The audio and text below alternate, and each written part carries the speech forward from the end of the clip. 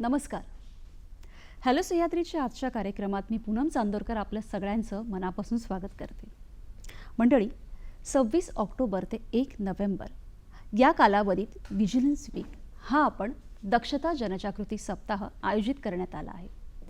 केंद्रीय दक्षता आयोगाच्या सूचनेनुसार सरदार वल्लभभाई पटेल यांच्या जयंतीनिमित्ताने 26 ऑक्टोबर ते 1 नोव्हेंबर या कालावधीमध्ये आपण भ्रष्टाचार विरोधी जनजागृती सप्ताह आयोजित करतो, साजरा करतो. सर्व सरकारी आणि निमसरकारी कार्यालयांमध्ये हा साजरा करण्यात येतो. मुळात अशा प्रकारचा सप्ताह आपल्याला आता साजरा करण्यात यावा हीच मोठी दुर्दैवाची गोष्ट आहे. जेव्हा आपण भारतसारख्या देशाविषयी बोलतो, विकसनशील देश किंवा विकसित देश, त्यावेळेला या देशाच्या विकासामध्ये सगळ्यात मोठा अडथळा किंवा अडसर जर काही असेल तर तो आहे भ्रष्टाचार. भ्रष्टाचार हा मुळात वाईट आहे, तो समूळ नष्ट झाला पाहिजे हे आपण सगळेच जाणतो. पण तो समूळ नष्ट करण्यासाठी आपल्या प्रत्येकाच्या योगदानाची त्यात खूप मोठी गरज आहे.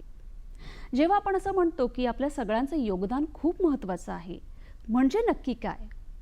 भ्रष्टाचार म्हणजे नक्की काय किंवा त्याची तक्रार कुठे करायची, कशी करायची, या सगळ्यांविषयी आपल्या समाजात अजूनही पुरेशी जनजागृती नाही.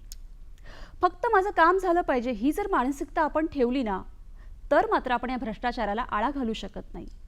म्हणूनच हा कसा कमी करायचा, त्याची तक्रार कुठे आणि कशी करायची, त्याबाबतची गोपनीयता नक्की काय आहे, या सगळ्यांविषयी आजच्या या कार्यक्रमात आपण चर्चा करणार आहोत, अधिक माहिती जाणून घेणार आहोत. आजचा आपला विषय काय आहे ते बघूया. आजचा आपला विषय आहे दक्षता जनजागृती सप्ताह विशेष. आणि या महत्त्वाच्या विषयावर मार्गदर्शन करण्यासाठी, चर्चा करण्यासाठी आपण नेहमीच एक्सपर्ट्स, तज्ज्ञ व्यक्तींना आपल्या इथे आमंत्रित करत असतो. आज आपल्याबरोबर आहेत श्री V.A. मालेगावकर. नमस्कार सर. नमस्कार. मुख्य सतर्कता अधिकारी, जवाहरलाल नेहरू पोर्ट ट्रस्ट. आपल्या दुसऱ्या गेस्ट आहेत श्रीमती आरती श्रीवास्तवा. नमस्कार मॅडम. मुख्य सतर्कता अधिकारी, सेबी. तसेच आपले तिसरे गेस्ट आहेत श्री महेश चंद्र. नमस्कार सर. नमस्कार. नमस्कार. मुख्य सतर्कता अधिकारी, Mazagon dock shipbuilders limited. आणि आजचे आपले गेस्ट आहेत श्री लक्ष्मीनारायण रथ सर. नमस्कार सर. मुख्य सतर्कता अधिकारी, bank of India and bank of Maharashtra. आपल्या सगळ्याच गेस्टचं आपल्या कार्यक्रमात मनापासून स्वागत. तहे दिल से आप सबका स्वागत है. धन्यवाद.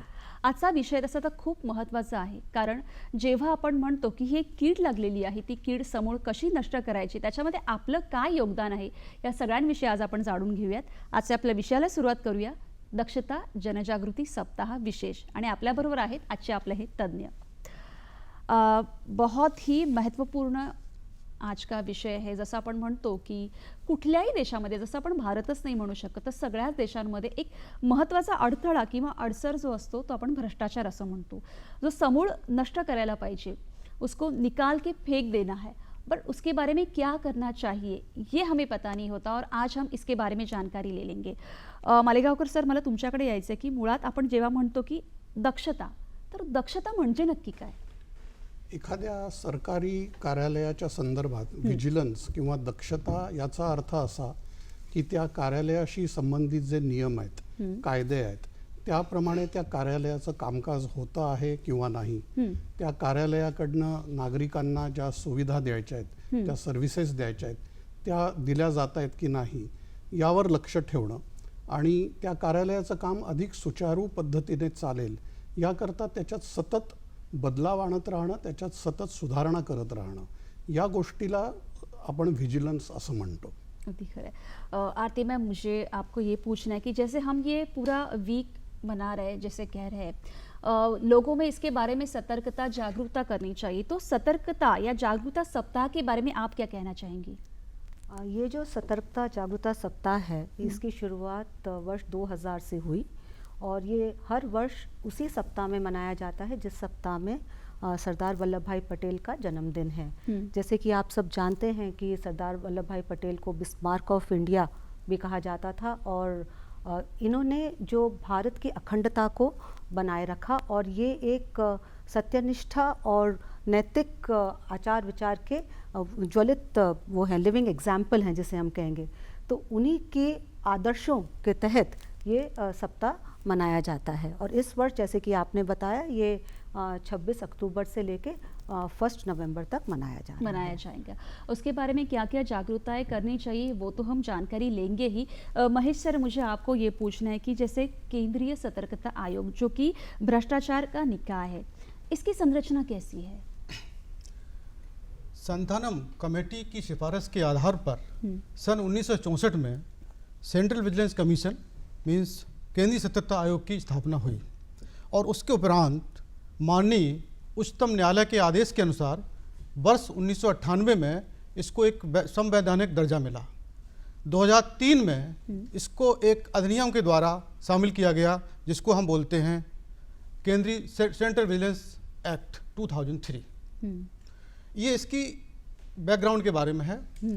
इस आयोग में 3 सदस्य होते हैं जिसमें एक सेंट्रल विजिलेंस कमिश्नर होता है और उसकी सहायता करने के लिए 2 विजिलेंस कमिश्नर होते हैं। इसके अलावा इस कमीशन को पूरी सहायता प्रदान करने के लिए एक सचिव सेंट्रल विजिलेंस कमीशन और कई निदेशकगण होते हैं जो कि इसके रोज़मर्रा की जो काम हैं उनके निष्पादन में इसकी मदद करते हैं। जी रथ सर, मुझे आपको ये पूछना है कि जैसे हम कहते हैं कि सार्वजनिक जो हमारे जीवन है उसमें सबसे महत्वपूर्ण बैंक जो फाइनेंस से रिलेटेड होते हैं, तो वो भी एक महत्वपूर्ण अंग है सतर्कता के बारे में। तो सार्वजनिक क्षेत्र में बैंकों में सतर्कता का क्या प्रासंगिक है, क्या बताएंगे आप? देखिए, अभी हम जैसे आलोचना कर रहे हैं कि दक्षता यानी कि विजिलेंस का मायने हर काम में रहता है, ना कि ये बैंकों में रहता है। कोई भी काम आदमी करता है तो सतर्क रहना तो बनता है। इसके अलावा बैंक के जो है वो वित्तीय कारोबार करते हैं और सार्वजनिक अनुष्ठान है, तो इनका काम करके हर काम के विषय में इनको पब्लिक को या आम जनता को तथा इनका जो सरकार को जवाबदेही रहता है। और वित्तीय कारोबार में धोखाधड़ी या कोई भ्रष्टाचार होने का संभावना अधिक होता है। इन सब कारणों के लिए विजिलेंस का महत्व काफ़ी रहता है सरकारी क्षेत्रों के बैंक में, जो कि जैसे कहा गया सेंट्रल विजिलेंस कमीशन के दायरे में बैंकों में इनका निष्पादन किया जाता है। जी, जैसे अभी हम लोग जान रहे की दक्षता क्या आहे, दक्षता म्हणजे काय, जसं सरांनी सांगितलं. तर सर मला तुम्हाला विचारायचं की जेव्हा आपण असं म्हणतो की सगळे सतर्क असतात, दक्ष असतात, प्रत्येकालाच असं वाटतं की अरे मी तर हुशारच आहे, मला सगळं माहिती आहे, पण तरीही दक्षता का आवश्यक आहे, काय सांगाल? दक्षता अशासाठी आवश्यक आहे कारण जेव्हा केव्हा भ्रष्टाचार होतो तो छोट्या प्रमाणावर असेल किंवा मोठ्या प्रमाणावर असेल तेव्हा कोणा ना कोणा नागरिकाचा कुठला तरी अधिकार हा हिरावला जात असतो आणि त्यामुळे आपल्याला सदैव दक्ष आणि सतर्क राहायला पाहिजे. दक्षतेचं काम हे फक्त त्या सरकारी विभागांमधले दक्षता विभाग आहेत किंवा CBI सारख्या संस्था आहेत, हे फक्त त्यांचं काम नाही तर हे आपल्या सर्वांचं काम आहे. आणि जिथे जिथे आपण सरकारी कार्यालयांशी आपला संबंध येतो तिथे जर आपल्याला भ्रष्टाचाराची उदाहरणं सापडली, माहिती असली तर ती पुढे आपल्याला ती उघडकीला आणण्यासाठी प्रयत्न केले पाहिजेत आणि तेव्हाच हा भ्रष्टाचार समूळ नष्ट होऊ शकतो. अगदी खरं है. आरती मैम, मुझे आपसे ये पूछना है कि जैसे हम कहते हैं कि जैसे भ्रष्टाचार ये हमें निकाल ही देना है यहाँ से, बट जैसे वो तो एक 365 डेज जैसे चलने वाली प्रक्रिया होती है, तो अभी हम लोग ये वीक जैसे ये सप्ताह मना रहे, तो सतर्कता जागरूकता सप्ताह क्यों मनाया जाता है, क्या कहेंगे आप? जैसे अभी मालेकौर जी ने कहा कि जब कोई भ्रष्टाचार का अवसर होता है वो किसी न किसी आम आदमी का हक छीनता है और ये जो भ्रष्टाचार है सबसे ज़्यादा आम आदमी के ऊपर इसका असर पड़ता है. ये समाज में जो असमानता है, जो इनइक्वालिटीज़ है, ये बढ़ाता है. तो हम सब नागरिक को मिल के ये जो भ्रष्टाचार का जो हम कहते हैं बीमारी है जो समाज में फैली हुई है, इसको निकालना है।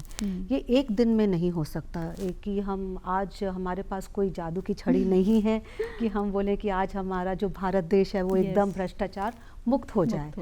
तो जैसे कि हर वर्ष हम अलग अलग त्यौहार मनाते हैं, तो हम त्यौहार क्यों मनाते हैं, जैसे अभी हमने दशहरा का त्यौहार मनाया, दिवाली आ रहा है, तो ये हमें एक रिमाइंडर के तौर पे ये हमें याद दिलाता है कि सच्चाई की जीत बुराई पे, अच्छाई की जीत बुराई पे होगी। ऐसे ही ये जो जागरूकता सतर्कता जागरूकता सप्ताह है, ये भी एक तरीका है हमें याद दिलाने का कि हमें ये भ्रष्टाचार के खिलाफ हमारी लड़ाई जारी रखनी है और हर आम आदमी को इसमें एक साथ मिलजुल कर इसका सामना करना है और हमें प्रतिज्ञा लेनी है। और इस सप्ताह के दौरान हम एक नागरिक के तरीके से, एक संगठन के तरीके से एक प्रतिज्ञा लेते हैं कि जब हम अपना कार्य करेंगे सत्यनिष्ठा, ईमानदारी और नैतिकता से करेंगे।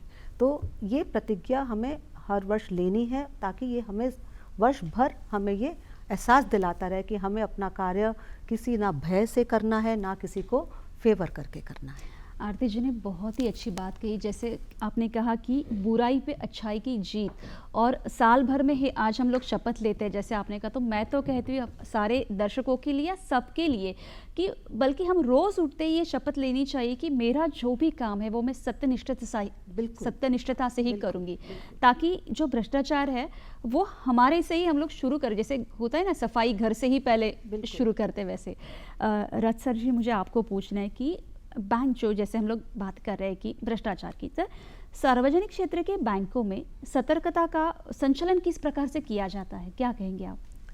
देखिए, सार्वजनिक बैंकों की भ्रष्टाचार का मान्यता रखता है, ये हमने कह चुका है। यहाँ जो इसका जो निष्पादन किया जाता है बैंकों में, एक चीफ विजिलेंस ऑफिसर या मुख्य सतर्कता अधिकारी की पोस्टिंग किया जाता है। उनके तहत एक पूरी भले भांति पूरा डिपार्टमेंट काम करते हैं, विजिलेंस डिपार्टमेंट जिसको मानते हैं। लेकिन मैं यहाँ स्पष्ट करना चाहूँगा कि कोई भी बैंक तथा कोई भी संस्था में विजिलेंस विभाग का काम स्वतंत्र नहीं होता है। मैं इस संदर्भ में कहता हूँ कि विजिलेंस अपने आप में स्वतंत्र नहीं है, ये सभी काम का एक अंग है। हर विभाग में हर कोई काम होता है, तो उसमें सतर्कता करना तो हमने बात की है, तो इसलिए विजिलेंस अपने आप में स्वतंत्र नहीं है। ये हर काम में निगरानी देने के लिए हर विभाग में, हर इकाई में इसका संस्थापना होना चाहिए। और ये बैंकों में या कोई भी संस्था में साधारणतः इसको 3 पहलू में बांटा गया है। एक है प्रिवेंटिव विजिलेंस, जिसको हम निवारक सतर्कता बोल के कहते हैं। दूसरा है सर्वेलियंस, जो कि साथ साथ निगरानी रखने का। और तीसरा जो है दंडात्मक सतर्कता, जो कि प्यूनिटिव विजिलेंस कहा जाता है। तो प्रिवेंटिव विजिलेंस के तौर पे हमें काफ़ी कुछ काम करते हैं बैंकों में। प्रिवेंटिव, जैसे साधारणतः कहावत है, प्रोवर्ब है कि prevention is better than cure. तो इसी के तहत हम कोई भी काम कर रहे में कहीं कुछ गलत ना हो जाए, इसलिए पहले बहुत सारी सलाह देते हैं, बहुत सारे नियम कानून को सरल बनाते हैं। बैंक के काम कार्यों को आजकल जो डिजिटाइजेशन करा जाता है प्रक्रिया को, ताकि कम से कम मानव टू मानव, ह्यूमन टू ह्यूमन रिलेशन हो और भ्रष्टाचार का जो भी स्कोप होता है तो वहाँ वो मिनिमाइज करा जाए। क्योंकि ये तो बेसिक चीज़ें है कि भ्रष्टाचार जहाँ भी होता है 2 पक्ष का सहयोग में होता है। हालांकि ये सहयोग गलत है, लेकिन जो भी है जब तक दोनों पक्ष इकट्ठा नहीं है तो भ्रष्टाचार होना मुश्किल है। तो ये दोनों पक्षों के बीच में अंतर करने के लिए कई सारे पहलू, सिस्टम को, मशीन को, डाटा को, डिजिटल प्रक्रियाकरण को, ये सब लाया गया है। जैसे जैसे रथ सर ने कहा कि अलग अलग क्षेत्र है, एक तो ये विभाग है। महेश सर, मुझे आपको पूछना है कि केंद्रीय सतर्कता आयोग के क्षेत्राधिकार में कौन कौन आते हैं? केंद्रीय सतर्कता आयोग के अधिकार क्षेत्र में भारत सरकार के सभी मंत्रालय, सभी विभाग और भारत सरकार से जो भी वित्तीय सहायता प्राप्त संस्थान हैं, उनके सभी अधिकारी सेंट्रल विजिलेंस कमीशन के दायरे में आते हैं। इसके अलावा जितने भी पब्लिक सेक्टर बैंक्स हैं, बीमा कंपनियां हैं और जो दूसरे ट्रस्ट हैं जिनको डायरेक्टली और इनडायरेक्टली भारत सरकार वित्तीय सहायता प्रदान करता है, वो सभी क्षेत्र जो हैं सेंट्रल विजिलेंस कमीशन के अधिकार क्षेत्र में आते हैं। आते हैं। जैसे जसं आपण ये भी जोड़ना चाहेंगे कि ऑटोनॉमस बॉडीज जो हैं केंद्रीय सरकार के अंतर्गत वो भी उसमें आते CVC के जुरिस्डिक्शन में आते हैं। जी सर, जसं आपण बघत आहोत की विविध क्षेत्र आहेत, विविध अंग आहेत, पण त्यांचा जो समन्वय, एक समान धागा जो आहे तो आहे भ्रष्टाचाराला नष्ट करणं, आणि म्हणूनच हा सप्ताह, हा वीक आपण साजरा करत आहोत. तुम्हा आम्हा प्रत्येकाची मदत त्याच्यामध्ये नक्कीच लागणार आहे. ही चर्चा आपल्याला अशीच पुढे चालू ठेवायची. आता वेळ झाली एका छोट्याशा विश्रांतीची. बघत राहा हॅलो सह्याद्री. विश्रांतीनंतर सगळ्यांचं पुन्हा एकदा स्वागत. दक्षता जनजागृती सप्ताह विशेष यावर आपण चर्चा करत आहोत, मार्गदर्शन करून घेत आहोत, आणि सगळ्यात मोठी कीड भ्रष्टाचार तो समूळ कसा नष्ट करायचा हे आजच्या आपल्या तज्ज्ञांकडून आपण जाणून घेत आहोत. आरती मैम, मुझे आपको पूछना है कि जैसे हम लोग कहते हैं कि भ्रष्टाचार गलत है, गलती है, और इसका सीधे असर हमारे देश पे पड़ता है, तो भ्रष्टाचार पे देश का और भी क्या बुरा असर पड़ता है, आप क्या कहेंगी? ये हम सब जानते हैं कि भ्रष्टाचार जो है ये देश की डेवलपमेंट और ग्रोथ के रास्ते में आता है। एक अनुमान है कि जो हम GDP कहते हैं, ग्रॉस डोमेस्टिक प्रोडक्ट, मतलब कि जो देश में बनने वाले सब प्रोडक्ट्स की जो वैल्यू है उसका आज जो अनुमान ये है कि भ्रष्टाचार उसका वो 3% है, जो कि एक बहुत ही बड़ा अमाउंट है। और इससे एक और प्रॉब्लम ये होता है, जो विदेश से आने वाली जो रकम है जो भारत के लिए बहुत ज़रूरी है, उसके ग्रोथ के लिए, उसकी डेवलपमेंट के लिए, उसके विकास के लिए, ये भ्रष्टाचार उसमें भी आड़े आता है, उसको रोकता है। क्योंकि जो विदेश से जो लोग हमारे साथ बिज़नेस करना चाहते हैं वो ये कहते हैं कि भारत में हमें बिज़नेस करने में या हमें अपनी फैक्ट्रियां लगाने में या हमें अपना काम करने के लिए ये जब हमें भ्रष्टाचार का सामना करना पड़ता है तो हमें बहुत कठिनाइयाँ आती हैं, तो हम इसलिए इंडिया में इन्वेस्ट नहीं करना चाहते। सो ये तो एक बड़े पैमाने पे बात हुई। लेकिन अगर हम रोज़मर्रा की ज़िंदगी देखें तो एक आम आदमी जो है, शायद ही कोई नागरिक होगा हिंदुस्तान का जो ये कह पाएगा कि किसी न किसी के चीज़ के लिए, अपने किसी काम के लिए उसने कभी किसी को ब्राइब ना दी हो। छोटे से छोटा काम हो, बड़े से बड़ा काम हो, आजकल ये माना जाता है कि सही काम करने के लिए भी आपको कुछ न कुछ देना पड़ता है, तभी आपका काम बढ़ता है आगे। तो आज हिंदुस्तान में ये कहा, मतलब एक अनुमान है, एक वेबसाइट है जिसमें लोग जब ब्राइब्स देते हैं वो वहाँ पे उसको वे डालते हैं, और एक उसमें एक अनुमान है कि लोग 10 रुपये से लेकर 100 रुपये तक देते हैं, और एक साल का जिन लोगों ने सिर्फ रिपोर्ट किया है कि हमने ब्राइब दिया है वो लाखों में, करोड़ों में उसका अनुमान है। तो इसलिए भ्रष्टाचार भारत के विकास के लिए और एक आम आदमी के हक के लिए ये उस पर बहुत ही बुरा असर होता है। हाँ जी सर। एक चीज़ और जोड़ना चाहता हूँ। हाँ। जैसा कि आरती जी ने बोला है कि भ्रष्टाचार के लिए लगभग 3% टोटल GDP का खर्चा होता है। अब ये कहने में तो बहुत छोटा 3% है, जरूर, लेकिन अगर आप पूरे पैमाने पे देखें तो लगभग 4.5 लाख करोड़ का जो हमारी पूरी अमाउंट है वो भ्रष्टाचार के लिए चली जाती है।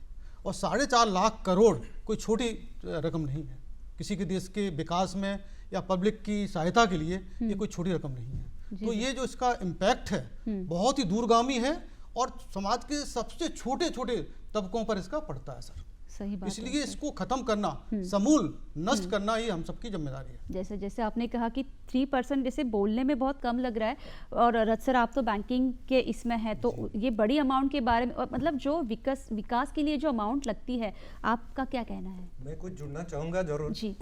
मैं सहमत हूँ आरती जी से और महेश जी से, लेकिन कुछ उपाय भी ऐसे लिया गया है। देखिए, ये तो हमको मानना पड़ेगा कि जैसे आरती जी ने कहा, भ्रष्टाचार एक रात की बात नहीं है कि खत्म हो जाएगा, आज हम बैठे इधर सोचे और आलोचना करें और कल को भ्रष्टाचार मुक्त देश हो जाएगा। इसके लिए कई पहलुओं, कई प्रयास शुरू हो चुका है। पिछले 5-10 साल में आप देखोगे ऐसे कई कदम उठाया गया, जिससे जो मैं कहा कि भ्रष्टाचार का जो कनेक्टिविटी को डिस्कनेक्ट करने के लिए, दो पक्ष के बीच में फासला बढ़ाने के लिए, इसको मैकेनाइज्ड करने के लिए कई सारे पहलू हो गया। एक आप देखोगे हम जो जनधन, आधार और मोबाइल एक पहलू शुरू किया गया जिसको जाम बोल के कहते हैं। जनधन अकाउंट हो गया बैंकों में, मोबाइल आदमी के पास दे दिया गया, और आधार कार्ड से उसका जो आइडेंटिटी वो भी तय कर लिया गया। अभी कोई भी छोटे से छोटे रकम कितने दूर से भी आना पड़ता है तो वो सीधा उपभोक्ता की खाता में जाकर दायर हो जाता है। आप ध्यान रखो 10 साल 15 साल 20 साल पहले किसी 10 रुपया किसी गरीब के द्वार में पहुंचाने के लिए उसका खर्चा तो खर्चा होता था, ऊपर से वो बेचारे गरीब को 10 द्वार और 20 रुपया और ऊपर से खर्चा करना पड़ता था। आप ले लो ये जो birth certificate, death certificate, bank की क्लियरेंस, कई ऐसे सारे चीज़ें जो कि ऑनलाइन कर दिया गया। बैंकों में भी ट्रांजैक्शन सारे ऑनलाइन कर दिया गया। पहले कोई डिमांड ड्राफ्ट आप खरीदने बैंकों में जाओगे तो आधा दिन गया कि नहीं आपका, आप उधर कतार में खड़े होंगे, कैश जमा करोगे, फिर वो डिमांड ड्राफ्ट लिखा जाएगा, सिग्नेचर होगा, इसमें आधा दिन चला जाता था। अभी जो नेफ्ट या आरटीजीएस ऐसे सारी कर दिया गया एवं अभी वो 24 घंटा खोला दिया गया ताकि आप अपने कंफर्ट में घर में बैठे हुए जिस आदमी को जितना चाहो मन भरी रकम भेज सकते हो, 10 बार भेज सकते हो। और छोटे ट्रांजैक्शन के लिए यूपीआई के माध्यम से जो ट्रांजैक्शन कर दिया गया वो बिल्कुल शुल्क मुक्त, कोई भी खर्चा नहीं। आप 1 रुपया से लेकर लाखों रुपया तक किसी को भेज सकते हैं। आपके पास उसका केवल मोबाइल नंबर है, काफ़ी अकाउंट नंबर, वो उस बैंक का IFSC कोड नंबर ये है भी है। तो कोई भी ऐसे कई भी ऐसे प्रसाधन कर दिया गया प्राधान्य देकर, तो जहाँ लोगों के बीच में ये छोटे छोटे काम पे संपर्क विहीन काम जो मैकेनाइज्ड वे में इसको कर दिया जाता है, तो इससे प्रयास तो हुआ, लेकिन हम सबको मिलकर और बहुत आगे जाना है।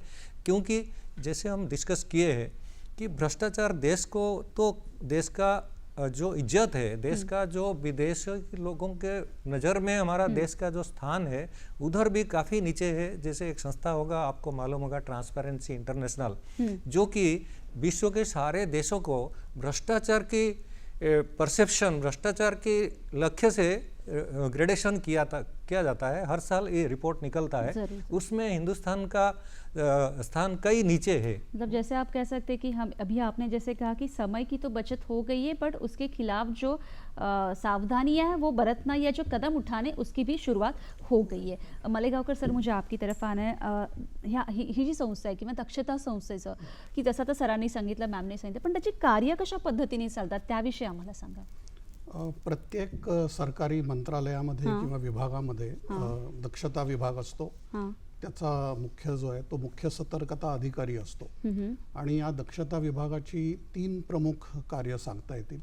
एक तर भ्रष्टाचाराला आळा घालण्यासाठी प्रतिबंधात्मक उपाययोजना करणं, ज्याला इंग्रजीमध्ये आपण प्रिव्हेंटिव्ह व्हिजिलन्स असं म्हणू शकतो. मग त्याच्यामध्ये आपल्या कार्यालयातले सारे डिजिटायझेशन हा त्यातला एक महत्त्वाचा भाग आहे. डिजिटल गव्हर्नन्स किंवा गव्हर्नन्स हा त्यातला एक महत्त्वाचा भाग आहे. दुसरा प्युनिटिव्ह व्हिजिलन्स, म्हणजे जे कर्मचारी किंवा अधिकारी नियम आणि कायदे धाब्यावर बसवून किंवा काही चुकीची कृत्य त्यांच्या कार्यालयामध्ये करतायत, तर त्यांना व्यवस्थितपणे अनुशासनात्मक कारवाई त्यांच्यावर करणं म्हणजे प्युनिटिव्ह व्हिजिलन्स झाला. एक पार्टिसिपेटिव्ह व्हिजिलन्सचंही काम सतर्कता संघटनेला करावं लागतं. त्याच्यामध्ये सहभाग वाढवायचा. म्हणजे आता जसा आपण हा कार्यक्रम करून आपल्या प्रेक्षकांकडे व्हिजिलन्सचं महत्त्व पसरवतोय, तसंच आपल्या कार्यालयामध्ये देखील इतर कर्मचाऱ्यांना व्हिजिलन्सच्या कामात सहभागी करून घ्यायचं, त्यांना भ्रष्टाचाराची प्रकरणं उघडकीला आणण्यासाठी उद्युक्त करायचं.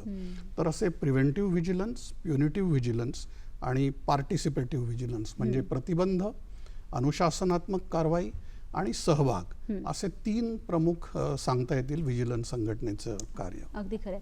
आरती मैम, मुझे आपसे पूछना है कि हर साल ये जो सप्ताह हम लोग मनाते हैं उसकी अलग अलग थीम होती है, हर साल का अलग अलग विषय होता है. तो 2021 का क्या विषय है, क्या कहेंगे आप? जैसे कि आप लोग सब जानते हैं कि अगले साल हम लोग 75वीं हमारा इंडिपेंडेंस डे हम लोग मनाएंगे और इसका एक अमृत महोत्सव भी हम मनाने जा रहे हैं. तो इस साल जो CVC ने, केंद्रीय सतर्कता आयोग ने जो थीम दी है वो है सेल्फ रिलायंस विद इंटेग्रिटी. तो उसका मतलब है आत्मनिर्भरता सत्यनिष्ठा के साथ, सत्यनिष्ठा के साथ आत्मनिर्भरता. तो ये तो हम लोग मतलब हमें मानना ही है कि जब तक सत्यनिष्ठा और नैतिकता नहीं है तो हम आत्मनिर्भर नहीं हो सकते. सारे देश विदेश में बहुत सारी ऐसे संगठनों में देखा गया है कि जब उन्होंने सत्यनिष्ठा से अपना ध्यान हटा दिया है तो वो जो संगठन है वो टूट गई है. तो ऐसे ही जो सेम चीज़ एक देश के लिए होता है कि जो आत्मनिर्भरता हम अपने उद्देश्य अपने मन में रख के, अपने आइडियल्स मन में रख के, जो है कि सत्यनिष्ठा और ईमानदारी से जो हम प्राप्त करेंगे वो उसको हम कायम रख सकते हैं। इसलिए इस वर्ष की जो थीम है कि हाँ, हमें आत्मनिर्भर होना है, ज़रूर होना है। हम काफ़ी दूर आ चुके हैं, लेकिन हमें बहुत सारा रास्ता तय भी करना है। लेकिन हमें अपने ये जो ईमानदारी और सत्यनिष्ठा के बलबूते पे करना है। बहुत अच्छा कहा आपने कि सत्यनिष्ठा और ईमानदारी के बलबूते पर, मतलब इस साल की जो थीम है तो उसे चलकर हम लोग आगे बढ़ सकते हैं। महेश जी, मुझे आपसे पूछना है कि जैसे मालेगांव सर ने बताया था कि क्या कार्य होते हैं, तो वैसे केंद्रीय सतर्कता आयोग किस तरह से कार्य करते हैं? देखिए, केंद्रीय सतर्कता आयोग स्वतः किसी भी शिकायतों की जांच पड़ताल नहीं करता है। केंद्रीय सतर्कता आयोग के जो एक्सटेंडेड आर्म इसको बोलते हैं, हर विभाग में, हर मंत्रालय में और हर इकाई में उनका एक रिप्रेजेंटेटिव होता है, जिसको हम बोलते हैं चीफ विजिलेंस ऑफिसर। और जो भी केस केंद्रीय सतर्कता के पास जाते हैं, वो जो संबंधित चीफ विजिलेंस ऑफिसर है उसको रेफर कर दिया जाता है और वो उसको इन्वेस्टिगेट करके उनको रिपोर्ट जमा करता है। अब जो अधिकारी उसके दायरे में आते हैं, उनकी रिपोर्ट उनके पास भेज दी जाती है और जो अधिकारी स्थानीय दायरे में आते हैं वो स्थानीय स्तर पर ही उसको निपटान किया जाता है। इसके अलावा जहाँ भी गंभीर अनियमितताएं हैं या बहुत हाई लेवल की इंक्वायरी है, ऐसी inquiry central vigilance commission CBI को भी रेफर कर देता है और सीबीआई अपनी जो है रिपोर्ट सीबीसी को देता है या जो भी सक्षम प्राधिकारी है उसको जमा करता है। तो ये संक्षेप में उसकी जो है कार्यप्रणाली है। जरूर, जसं आपण म्हणू शकतो की बँकांमध्ये कार्य करताना सुद्धा काय काय दक्षता घेण्याची गरज आहे, या सगळ्याविषयी चर्चा अशीच पुढे चालू ठेवायची। आता वेळ झाली एका छोट्याशा ब्रेकची। घेऊ एक छोटासा ब्रेक, बघत राहा हॅलो सह्याद्री।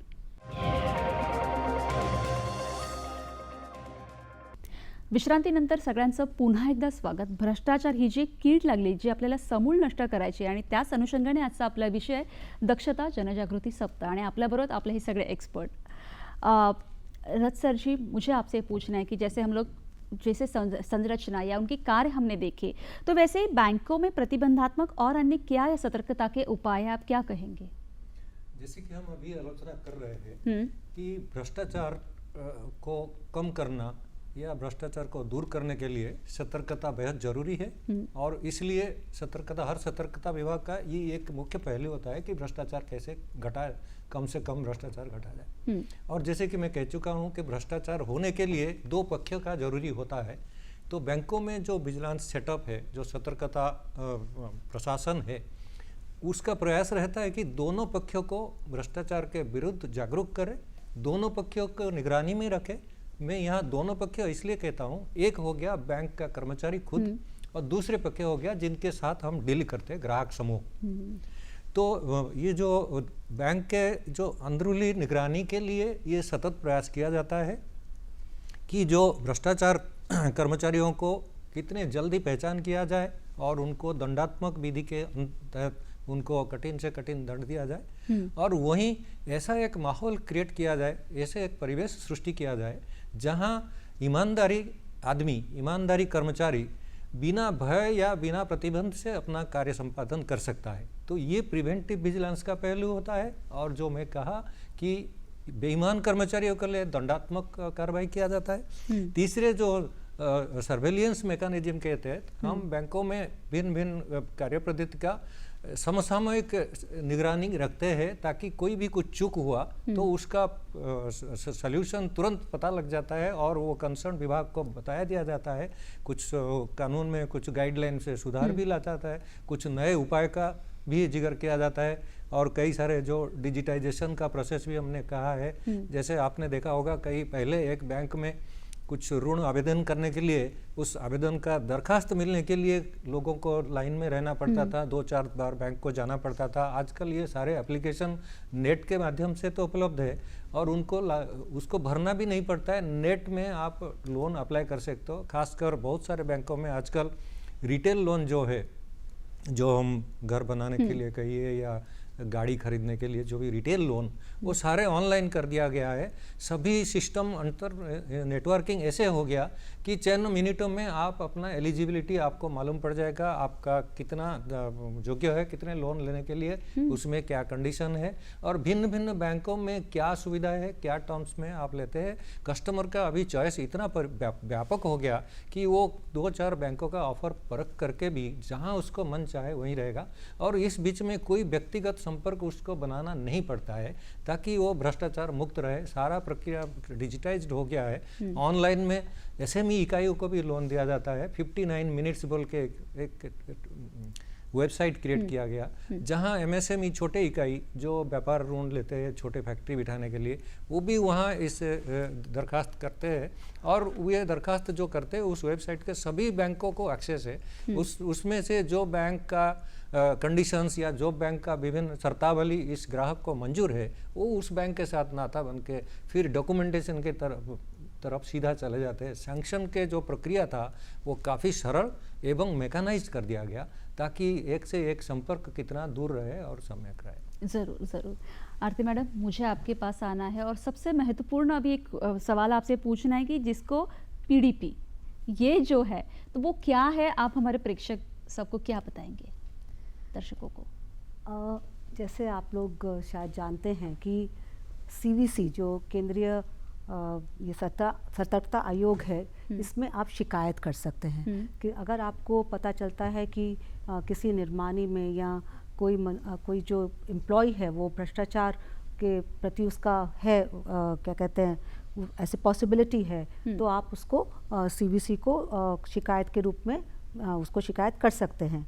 लेकिन ये देखा गया है कि ये जो शिकायत जा रही है केंद्रीय सतर्कता आयोग को, इनका जो है नंबर बढ़ रहा है। जैसे हर साल कम से कम 5 से 6 हज़ार शिकायतें जाती हैं, लेकिन इन शिकायतों में जो शिकायत करता है वो अपना नाम या पता नहीं देते हैं। शायद वो इसलिए नहीं देते हैं कि उनको इस चीज़ का डर है कि उनको अगर उनका नाम और पता किसी को पता चल जाए या ये पता चल जाए कि वो शिकायत करता है, तो उनको किसी परेशानी का सामना हो सकता है, या किसी मतलब जो बोलते हैं कि उनको हैरेसमेंट हो सकती है, रिटेलिएशन हो सकती है। तो इस चीज़ को एड्रेस करने के लिए, इस चीज़ का एक समाधान निकालने के लिए ये एक पिडपी का एक रास्ता निकाला गया है। पिडपी के 2 भाग हैं, PID और दूसरा PI। जो पहला विभाग है वो PID मतलब पब्लिक इंटरेस्ट डिस्क्लोजर, मतलब जनहित में जो कोई जो है कंप्लेनेंट जो शिकायत करता है वो कोई बात जनहित में आगे ला रहा है, तो हम इसको ये भी कह सकते हैं जनहित प्रकटीकरण। दूसरा जो पार्ट है PI, जिसको है प्रोटेक्शन ऑफ इन्फॉर्मर, मतलब अब ये जो शिकायत करता है क्योंकि ये जनहित में किसी चीज़ को सामने ला रहा है, तो हम लोगों का ये दायित्व बनता है कि हम इसको सुरक्षा प्रदान करें, हम इनका संरक्षण करें। So that is protection of informer. तो बड़े ही सरल भाषा में हम ये कह सकते हैं कि यदि कोई शिकायतकर्ता अपनी शिकायत करना चाहता है और वो इस बात से डरता है कि अगर मेरा नाम खुल जाए और मुझे किसी परेशानी का सामना करने पड़े, तो मैं एक निवेदन कर सकता हूँ, एक शिकायत कर सकता हूँ और एक निवेदन कर सकता हूँ कि मेरा नाम गुप्त रखा जाए। जी ज़रूर, इसके बारे में आगे जानकारी तो ले ही लेंगे। मालेगावकर सर, मुझे आपको ये पूछना आहे की केंद्र सरकार जे आहे त्याची भ्रष्टाचार विरोधाची यंत्रणा म्हणजे कशा पद्धतीने चालते, काय कार्य चालतं? केंद्र सरकारची जी भ्रष्टाचार विरोधी यंत्रणा आहे त्याचं सगळं कोऑर्डिनेशन ज्याला म्हणता येईल, समन्वय, ते केंद्रीय सतर्कता आयोगामार्फत होतं आणि केंद्र शासनाला त्याच्या विविध मंत्रालयांना आणि त्याच्या अधीनस्थ इतर कार्यालयांना CVC हे आपला सल्ला देतं, ॲडवायझरी बॉडी आपण त्याला म्हणू शकतो, की भ्रष्टाचाराच्या संदर्भात काय कारवाई करावी, काय उपाययोजना कराव्या, ज्यांच्यावर अशा भ्रष्टाचाराच्या केसेस आहेत त्यांच्या विरोधात काय कारवाई करावी, या संबंधीचं मार्गदर्शन सल्ला हा केंद्रीय सतर्कता आयोग केंद्र शासनाला देत असतो। त्याखेरीज प्रत्येक विभागामध्ये जसं मी सांगितलं मगाशी, एक चीफ विजिलन्स ऑफिसर म्हणजे सतर्कता, मुख्य सतर्कता अधिकारी आणि त्याची विजिलन्स डिव्हिजन असते। DOPT म्हणजे कार्मिक मंत्रालय जे आहे त्याच्या अधीनस्थ सुद्धा एक ॲडमिनिस्ट्रेटिव्ह विजिलन्स डिव्हिजन नावाची एक डिव्हिजन आहे, जी CVCचं काही काम पूर्वी करत होती आणि अजूनही करत राहते। त्याखेरीज CBI सारख्या संघटना आहेत ज्या मोठ्या स्वरूपाचा भ्रष्टाचार किंवा जिथे काही क्रिमिनल लॉचे पैलू आहेत अशांचं इन्व्हेस्टिगेशन करण्यासाठी आहेत. आणि प्रत्येक सरकारी अधिकारी जो सुपरवायझरी ऑफिसर ज्याला म्हणता येईल किंवा कंट्रोलिंग ऑफिसर ज्याला म्हणता येईल, हा सुद्धा त्याच्या अधीनस्थ कर्मचाऱ्यांसाठी त्यांचा व्हिजिलन्स ऑफिसर असतो. तर अशी ही विविध स्तरांवर ही भ्रष्टाचार विरोधी यंत्रणा आपल्याकडे आहे. अगदी खरं है.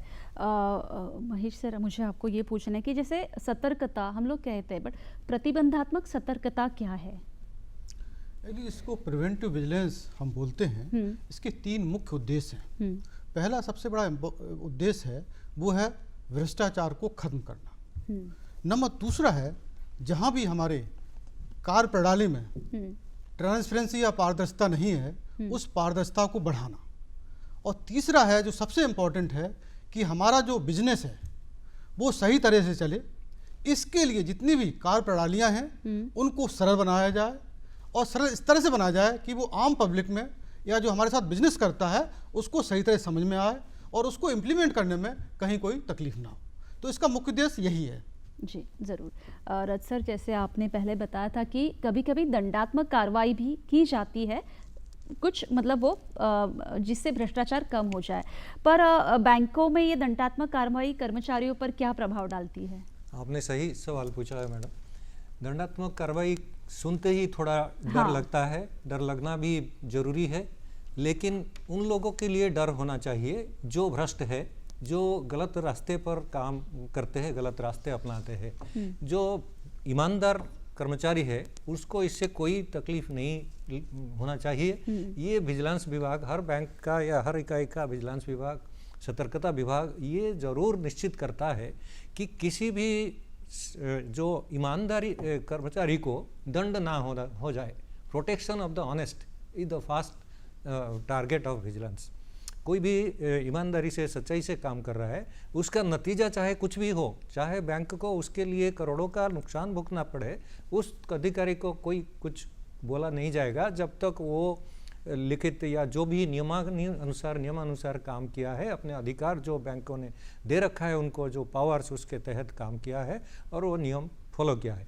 वही दूसरे ओर अगर सीधा नियम तोड़ के कोई चाहे अपने फायदा के लिए या कोई तीसरे पक्ष के फायदा के लिए कुछ कार्रवाई किया, तभी बैंक को नुकसान भी कई जगह पर बैंक को नुकसान ना होते हुए भी उसके विरुद्ध दंडात्मक कार्रवाई करने पड़ता है.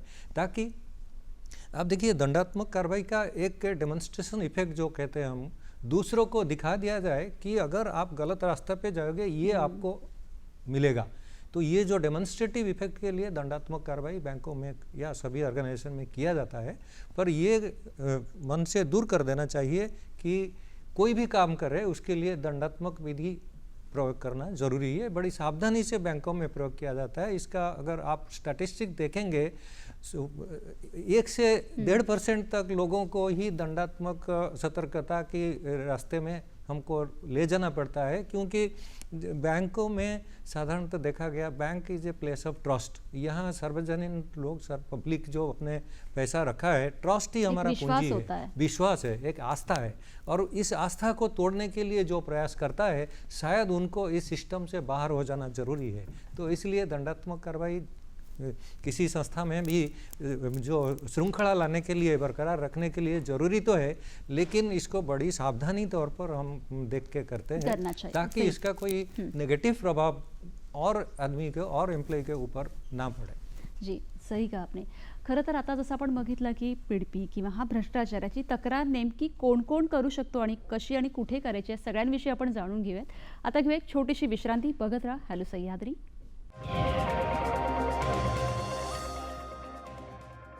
विश्रांतीनंतर सगळ्यांचं पुन्हा एकदा स्वागत. दक्षता जनजागृती सप्ताह या महत्त्वाच्या विषयावर आज आपण चर्चा करत आहोत, मार्गदर्शन करून घेत आहोत. विश्रांतीला जाण्यापूर्वी जैसे आरती मैम हमारी बात चल रही थी, जैसे आपने कहा कि पिडपी क्या है, कौन कैसे, मतलब नाम बता भी सकते हैं और कैसे संरचना और गुप्त रखा जाता है, तो इसमें कौन और कैसे दाखिल हो सकता है, कैसे दर्ज कर सकते हैं अपनी शिकायत?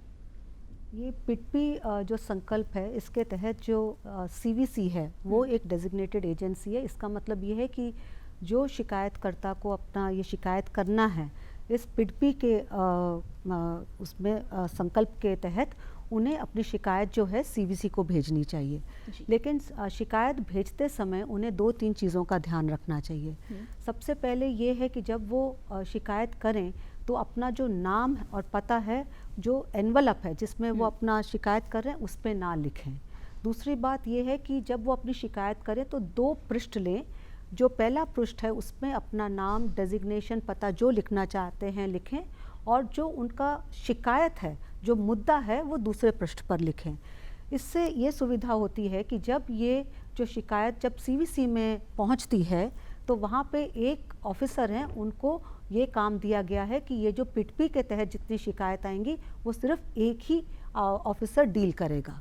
तो जब वो शिकायत उनके पास जाती है तो वो क्या करते हैं कि जो पृष्ठ जिस पे नाम होता है, पता होता है, उसको हटा देते हैं, जिसको हम मास्क भी बोलते हैं, कि उसको हटा के और फिर जो मुद्दा है वो आगे बढ़ता है इन्वेस्टिगेशन के लिए, जांच पड़ताल के लिए। तो इस तरीके से जो नाम है शिकायतकर्ता की, उसको गुप्त रखा जाता है।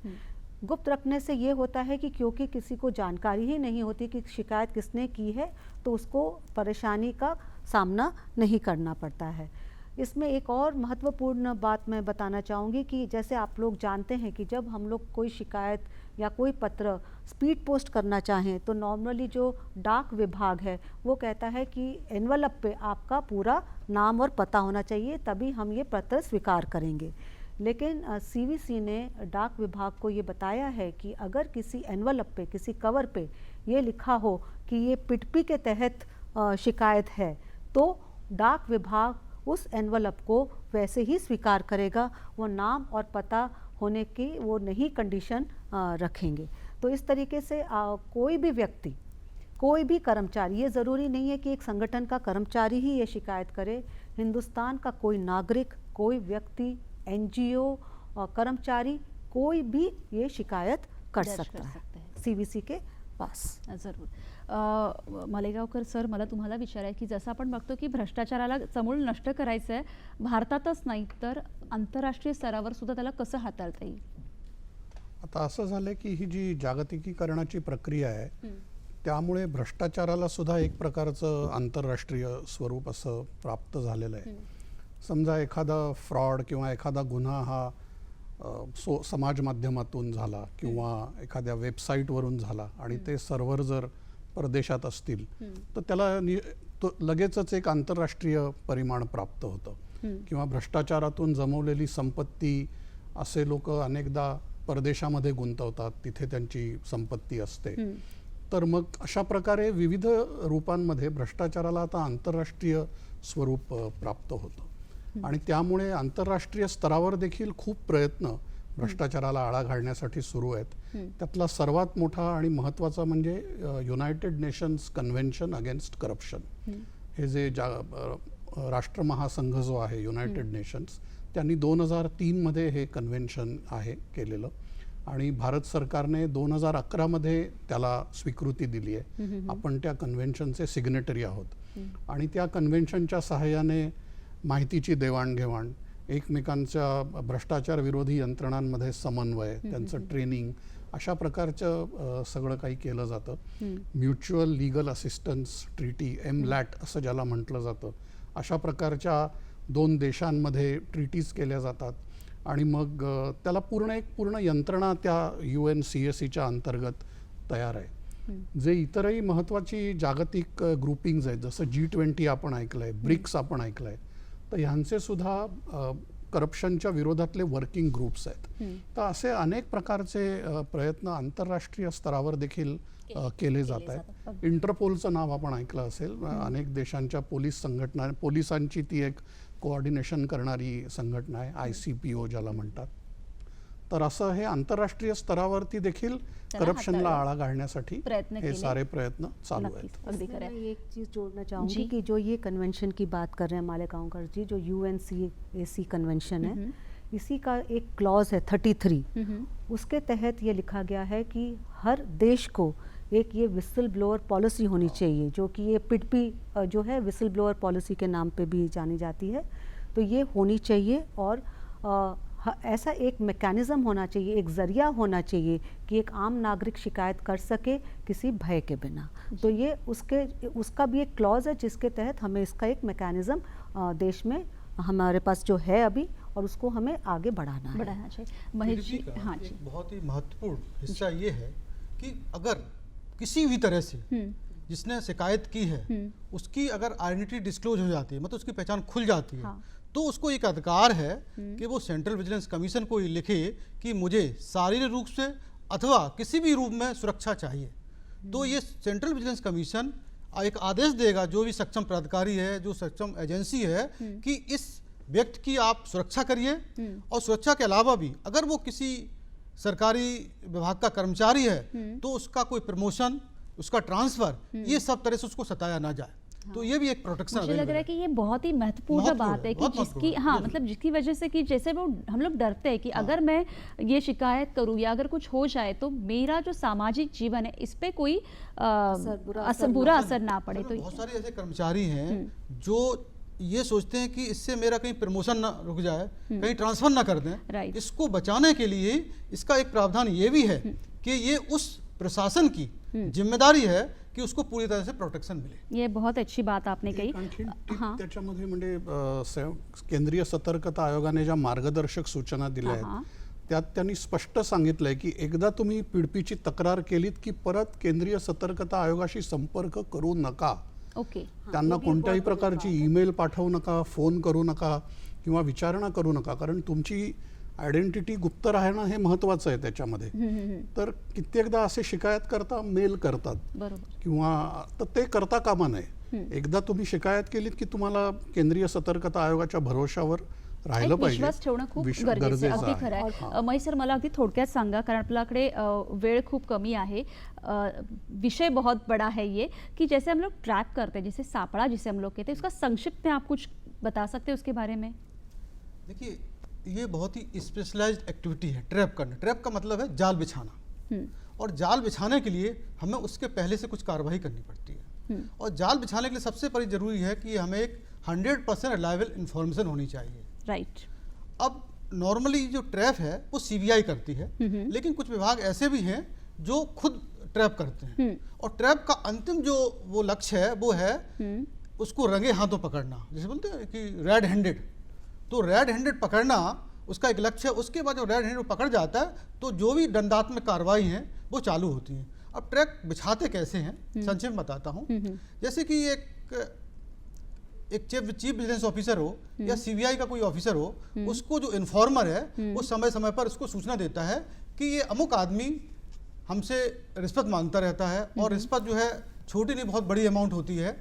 तो वो जो है उसको बाज करता है। जब एक बार डायरी रजिस्टर्ड हो जाती है उस व्यक्ति के खिलाफ जो रिश्वत मांगता है, तो वो जो डायरी रिटर्न होगा उसके बाद जो वो उसको बाज करता है कि वाकई में जो शिकायत है उसमें कुछ दम है कि नहीं। बाज करके वो ऑब्जर्व करता है, और जब उसको लगता है कि हाँ इसमें दम है, तब वो जो है या तो सीबीआई या कंसर्न सीबीओ उसको ट्रैप में बैठा लगाता है। और ट्रैप का मतलब ये है कि उसको एक कलर नोट जिसमें एक रेड कलर का वो होता है वो उसको दे देता है, और उसको बोलता है कि भाई इसको जब वो आप रिश्वत दें तब आप इसी का यूज करिए, इसी को इस्तेमाल करिए। उसके बाद हमारे जो दाएं बाएं अधिकारी सीबीआई के हों या विजिलेंस ऑफिसर के वो अधिकारी हों, वो दाएं बाएं छिपे रहते हैं, और जैसे ही वो ट्रांजैक्शन हो जाता है, जैसे ही वो रिश्वत उसको दे दी जाती है, उसको आके तुरंत पकड़ लेते हैं। और उसके बाद उसका हाथ जो है वो पानी में लेकर के उसको कलर जो नोट पर लगा होता है वो दिखाई दे जाता है। तो ये केस इसको बोलते हैं हम रेड हैंडेड। रेड हैंडेड जो है इसमें सीबीआई की जो इन्वेस्टिगेशन है या सीबीआई की जो पकड़ है वो लगभग इसमें 100% जो है इसका वो रेट है। जरूर जरूर। जैसे हमने कहा कि हमने अलग अलग उपाय देखे, भ्रष्टाचार क्या है, उसको कैसे कम करना चाहिए, और सबसे महत्वपूर्ण कि सबका योगदान होता है। रथ सर जी, मुझे आपसे ये आखिरी सवाल पूछना है कि आप आम जनता के लिए क्या सतर्कता का उपाय बता सकते हैं संक्षिप्त में? जरूर बताएंगे। अभी हमने जैसे महेश जी ने बात कर रहा था, ये तो औपचारिक तौर पर कोई भ्रष्ट कार्य कर रहा है उसको पकड़ने के लिए ट्रैप हम बनाते हैं, लेकिन हम जो प्रिवेंटिव विजिलेंस के तौर पर ग्राहकों को भी यही सलाह देते हैं कि वो सारे अपने जो भी कार्रवाई सतर्कता के साथ करें। चाहे वो भी थोड़ा जागरूक हो जाए तो ऐसे काम से दूर रह सकते हैं। मैं एक छोटी सी एग्जांपल उदाहरण देता हूँ। बैंकों में एक चेक ड्रॉप करने के लिए बॉक्स रहते हैं, कोई जाके चेक को फिलअप करके वो ड्रॉप करते हैं। उसमें भी कभी कभी किसी भ्रष्ट आदमी, बैंकों का अधिकारी हो सकता है या आम कस्टमर हो सकता है, किसी तकनीक से उसको चेक को उठा के उसमें नाम अपना करेक्शन करके केमिकल से तो वो करते हैं। इसके लिए बीच समय समय पर बैंक अपने अधिकारियों को, अपने कर्मचारियों को प्रशिक्षण देता है कि कैसे उसको अल्ट्रावायलेट लैंप से उसको इसको एग्जामिन करे कि उसमें अल्ट्रेशन है कि नहीं, पता लग जाएगा। दूसरी चीज़ में जो बताया कि आजकल सारे ट्रांजैक्शन हमारा मोबाइल से जुड़ गए हैं, डिजिटल ट्रांजैक्शन हो गया। उसके दौरान कुछ चीज़ें जो ग्राहकों को बड़ा सतर्कता अवलंबन करना पड़ता है, वो अपना पासवर्ड, अपना कोई भी कस्टमर आइडेंटिफिकेशन नंबर, जब कभी ट्रांजैक्शन होते हैं कि OTP नंबर आता है, ये सारी कभी किसी को शेयर ना करें। ये ध्यान रख लीजिए। बार बार हम यही प्रोत्साहन, यही शिक्षा कस्टमर को देते हैं। कोई भी बैंक, कोई भी वित्तीय संस्थान कभी आपका OTP पासवर्ड पूछता नहीं। अगर कोई आपको पूछता है, मानो ये भ्रष्ट है, उसको कभी नहीं देना है। तुरंत अपने बैंकों के साथ संपर्क करें। यही देखा जाता है, ये एक आम तरीका होता है कि आपको प्रलोभित करके आपके खाते में इतने रकम जमा हो जाएगा, आपको ये हो जाएगा, मतलब वो हो हम ये जाएगा। कह सकते हैं सर कि सही, जैसे आपने सही कहा कि प्रलोभनों से हमें दूर रहना रहना आहे. जरूर सत्यनिष्ठता और प्रामाणिकपणा ही जी काही आहे त्याच्यानुसार, म्हणजे ह्या वर्षीची जी थीम आहे, जसं आरती मॅडमनी आपल्याला सांगितलं, तर त्याचा उपयोग करायचा आहे आणि स्वतः प्रत्येकाने आपली शपथ घ्यायची की मी भ्रष्टाचार करणार नाही आणि भ्रष्टाचार होऊ देणार नाही. आणि जर आपण असं केलं तर नक्कीच ह्याला आळा बसवू शकतो आणि समूळ नष्ट करू शकतो. आपला कार्यक्रम कसा वाटला त्याची माध्यमं तुम्हाला माहितीच आहेत, आम्हाला नक्की कळवा. आप सब यहाँ पे आए सर, तुम इतने आलात और इतनी अच्छी तरह से छोटी छोटी बातें हमें बताई और जैसे कहा कि नहीं वो गलत बात है और इसे हमें दूर ही रखना है. एवढं मार्गदर्शन केलं तर सगळ्याबद्दल खरंच खूप खूप धन्यवाद. नमस्कार.